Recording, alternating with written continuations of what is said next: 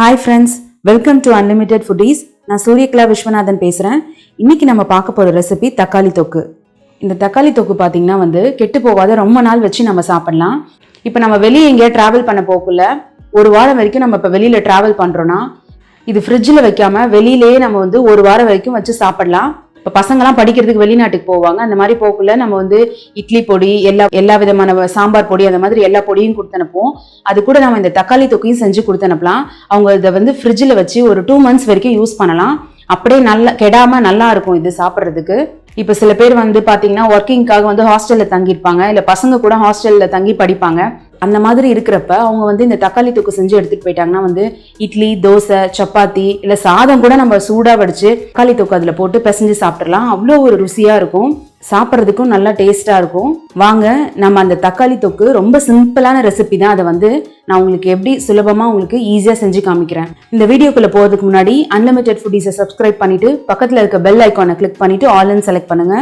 இப்போ நம்ம தக்காளி தொக்கு செய்யறதுக்கு நான் 1/2 கிலோ தக்காளி எடுத்திருக்கேன். அந்த தக்காளியை பார்த்தீங்கன்னா நல்லா வாஷ் பண்ணி வச்சிருக்கிறேன் நான். இப்போ இந்த தக்காளியை பார்த்தீங்கன்னா நம்ம இது மேலே துளி கூட ஈரம் இல்லாத நல்லா ஒரு டவல் வச்சு தொடச்சி சுத்தமாக எடுத்துடணும். இதே மாதிரி நம்ம எல்லா தக்காளியும் தொடச்சி எடுத்துக்கலாம் ஃபர்ஸ்ட். ஏன்னா ஈரப்பதம் இருந்ததுன்னா இந்த தக்காளி தொக்கு சீக்கிரமாக கெட்டு போயிடும். அதனால தான் நான் இதை ஃபுல்லாக துடைக்கிறேன் டவல் வச்சு.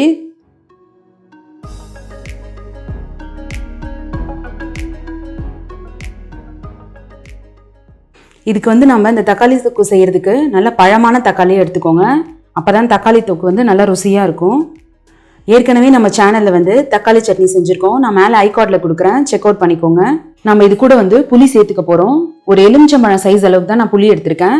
இந்த புளியில கொட்டை, நாறு இது எல்லாத்தையுமே நான் எடுத்துடணும் ஃபர்ஸ்ட் நம்ம. ஏன்னா நம்ம தக்காளி தொக்கு செய்யக்குள்ள இது எல்லாமே இருக்கக்கூடாது. அது நம்ம வாயில தென்பட்டதுன்னா அந்த அளவுக்கு ஒரு டேஸ்ட் இருக்காது. அதனால நம்ம இது எல்லாத்தையுமே எடுத்துடணும்.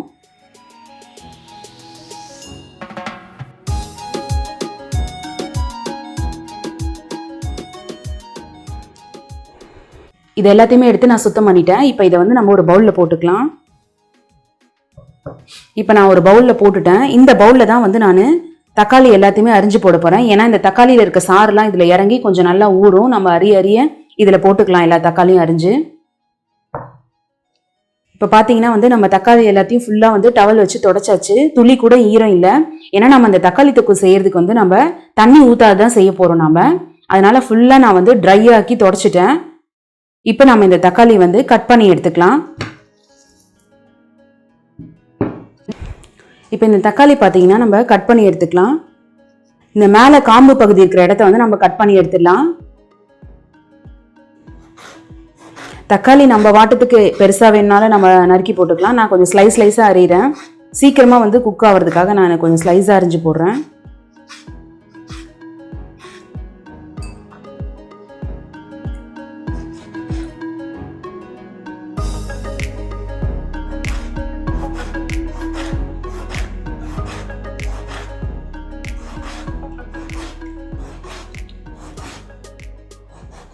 இந்த தக்காளி தொக்கு பார்த்தீங்கன்னா ஒரு சிம்பிளான ரெசிபி தான். இது யூஸ்ஃபுல்லான ரெசிபி. இது நம்ம ரொம்ப தூரம் போனாலும் இதை எடுத்துகிட்டு போகலாம் நம்ம சாப்பிட்றதுக்கு.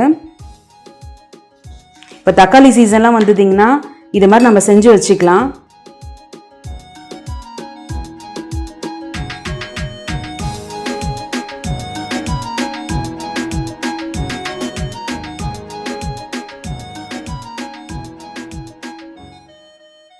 ஃப்ரெண்ட்ஸ், நம்ம இப்போ தக்காளியை நல்லா ஸ்லைஸாக கட் பண்ணி வச்சுட்டோம் பாருங்கள். இப்போ நம்ம தக்காளி தொக்கு எப்படி செய்யலான்றதை பார்க்கலாம். ஃப்ரெண்ட்ஸ், நான் ஒரு கடாய் வச்சுருக்கேன். அதில் 3 டேபிள் ஸ்பூன் நல்லெண்ணெய் ஊற்றிக்கிறேன். நல்லெண்ணெய் நம்ம எதுக்கு யூஸ் பண்ணுறோன்னா நம்ம இப்போ தக்காளி தொக்கு ஸ்டோர் பண்ணி வைக்க போகிறோம். அது கெடாமல் ரொம்ப நாள் நீடிச்சிருக்கிறதுக்கு இந்த நல்லெண்ணெய் ரொம்ப யூஸ்ஃபுல்லாக இருக்கும். அதுக்காக தான் நான் நல்லெண்ணெய் சேர்க்குறேன்.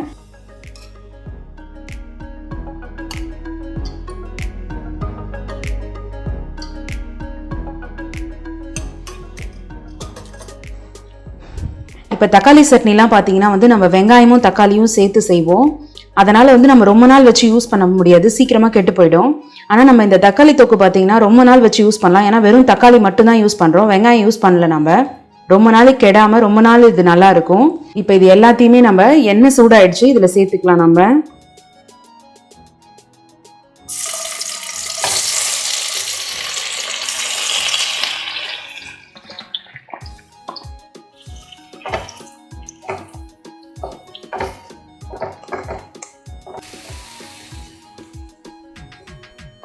இதை நல்லா வந்து நம்ம வதக்கி விடணும். இது வந்து நல்லா வதங்கி வந்து நல்லா குழஞ்சி வரணும்.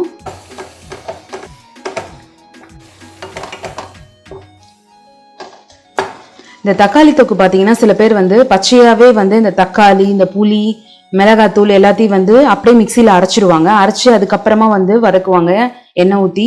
அதுக்கப்புறமா வந்து தாளிப்பாங்க. அந்த மாதிரி தாளிச்சோன்னா வந்து அந்த அளவுக்கு பச்சை ஸ்மெல் போவாது, அந்த அளவுக்கு ஒரு டேஸ்டும் கொடுக்காது. இந்த மாதிரி நம்ம வதக்கிட்டு செய்யறதுனால அந்த பச்சை ஸ்மெல் சுத்தமா இருக்காது, நல்ல ஒரு டேஸ்டா இருக்கும். ரொம்ப நாளுக்கு வச்சு நம்ம சாப்பிடலாம். இப்ப பாத்தீங்கன்னா கொஞ்சம் வதங்கிடுச்சு. இந்த டைம்ல நம்ம கொஞ்சம் உப்பு சேர்த்துக்கலாம். இதுல வந்து நம்ம வதக்க வதக்க அந்த தக்காளி வந்து நல்லா குழஞ்சு தண்ணி விடும்.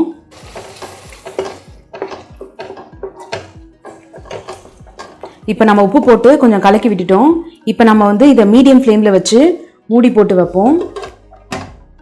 நம்ம 5 நிமிஷம் கழிச்சு பார்ப்போம். இந்த தக்காளி புளி நல்லா வந்து குழஞ்சி நல்லா வந்திருக்கும். நம்ம இப்ப 5 நிமிஷம் மூடி இருந்தாலும் எடையடைய எடுத்து நம்ம கிண்டி விடுவோம். பாருங்க நல்லா குழஞ்சி வந்துட்டு இருக்கு. இப்போ கோயிலுக்கெல்லாம் போவோம், சில பேர் வந்து சபரிமலை அந்த மாதிரி கோயிலுக்கெல்லாம் போவாங்க. அந்த மாதிரி வந்து போகிற டைமில் வந்து நம்ம இதை மாதிரி செஞ்சு கொடுத்தா அவங்க ரொம்ப தூரம் போகிறவங்களுக்கு வந்து சாப்பிட்றதுக்கு ரொம்ப சௌரியமாக இருக்கும். இது மாதிரி சப்பாத்திலாம் செஞ்சு கொடுத்தோன்னா நம்ம சைட் டிஷ்ஷாக இதை கொடுத்து அனுப்பலாம். அவங்க வச்சு சாப்பிட்றதுக்கும் நல்லா இருக்கும், ரொம்ப நாள் கெடாமலும் இருக்கும். இது மூடி வச்சு 5 நிமிஷம் ஆயிடுச்சு. ஆனால் நான் இடையில வந்து திறந்து கிண்டி விட்டுட்டே இருந்தேன். இங்கே நல்லா குழஞ்சி நல்லா திக்காக இருக்கு பாருங்க. இந்த அளவுக்கு பதம் வந்த உடனே நம்ம அடுப்பு ஆஃப் பண்ணிட்டு இது நல்லா ஆற வச்சு, ஆறின பிறகு மிக்சியை வந்து துளி கூட தண்ணி இல்லாத நல்லா மிக்சியை நம்ம தொடச்சிடணும். தொடச்ச பிறகு நம்ம ஆற வச்ச இந்த தக்காளி தொக்கை வந்து அதில் போட்டு நம்ம அரைச்சி எடுத்துக்கலாம். ஃப்ரெண்ட்ஸ், நம்ம இப்போ இந்த தக்காளியும் புளியும் நல்லா சேர்த்து வதக்கி ஆற வச்சாச்சு. இப்போ இதை வந்து நம்ம மிக்சியில் வந்து போட்டு அரைச்சி எடுத்துக்கலாம்.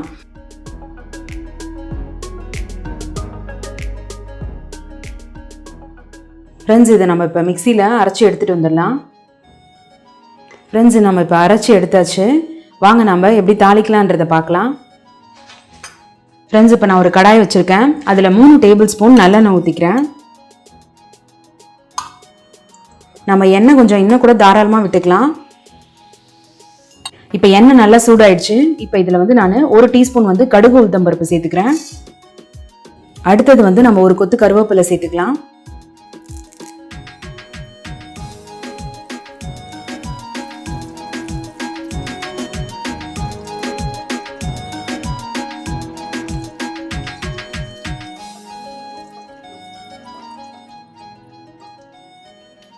நான் வந்து ஒரு 10 பல் பூண்டு வந்து தட்டி வச்சிருக்கிறேன், அதை இது கூட சேர்த்துக்கலாம்.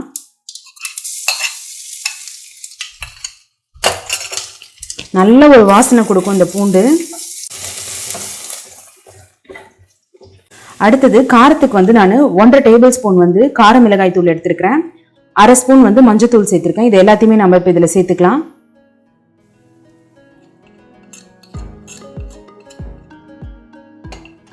இந்த பச்சை வாசனை போகிறது வரைக்கும் நம்ம இதை நல்லா வதக்கி விட்டுக்கலாம்.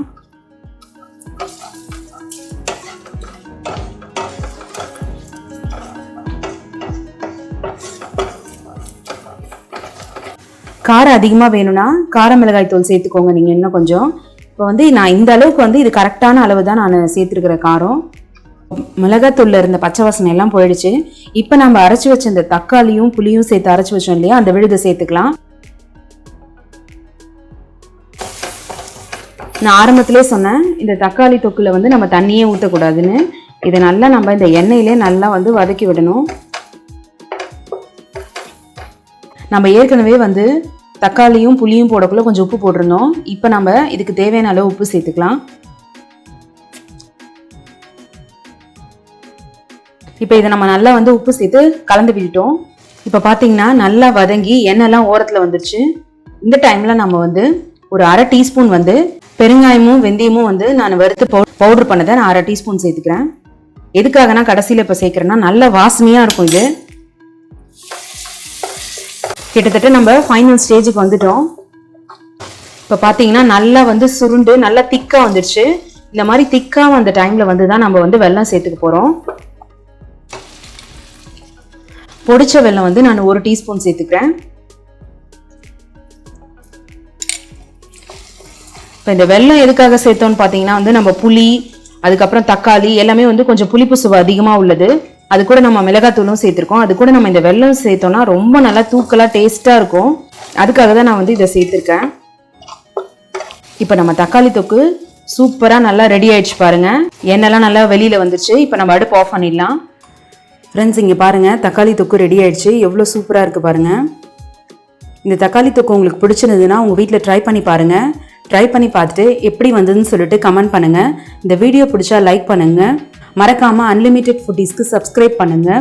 நம்ம சேனலை பார்க்குற புது வியூவர்ஸாக இருந்தால் அன்லிமிட்டெட் ஃபுட்டீஸை சப்ஸ்கிரைப் பண்ணிவிட்டு பக்கத்தில் இருக்க பெல் ஐக்கானை கிளிக் பண்ணிவிட்டு ஆல்னு செலக்ட் பண்ணுங்கள். Thank you friends.